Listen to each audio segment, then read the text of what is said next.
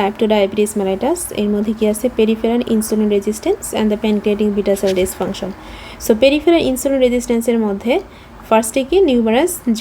genetic and environmental factors which is very important, we call this polygenetic. It's very important for the step 1 exam. So central obesity and the pancreatic serine kinase activity in fat and the skeletal muscle cell.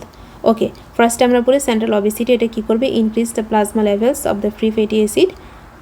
Free fatty অ্যাসিডটা হচ্ছে প্লাজমাতে অনেক বেশি থাকবে যেটা কি করবে impaired insulin dependent glucose uptake into hepatocyte myocyte and the adipocyte that means এই ফ্রি ফ্যাটি অ্যাসিডগুলো প্লাজমাতে এত বেশি যে কি করবে সে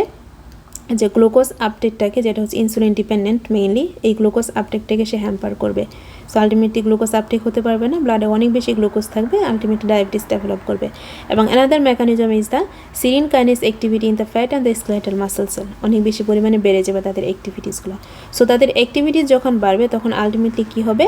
আমাদের হচ্ছে যে ইনসুলিন রিসেপ্টর যে সাবস্ট্রেট 1টা আছে এর ফসফোরাইলেশনটা হবে সো এটার যদি ফসফোরাইলেশন হয় তখন কি হবে তখন হচ্ছে এফিনিটিটা কমে যাবে কিসের affinity AIRS1 for P13K so আমাদের P13K টা অনেক বেশি ইম্পর্টেন্ট এই P13K টা কী করে আমাদের আলটিমেটলি যে GLUT4 চ্যানেল আছে যে চ্যানেলটা দিয়ে মেইনলি গ্লুকোজটা ব্লাড থেকে সেলের ভিতরে এন্টার করে সো ওই GLUT4 চ্যানেলের এক্সপ্রেশনটাকে মেনটেন করে হচ্ছে P13K সো যখন P13Kটা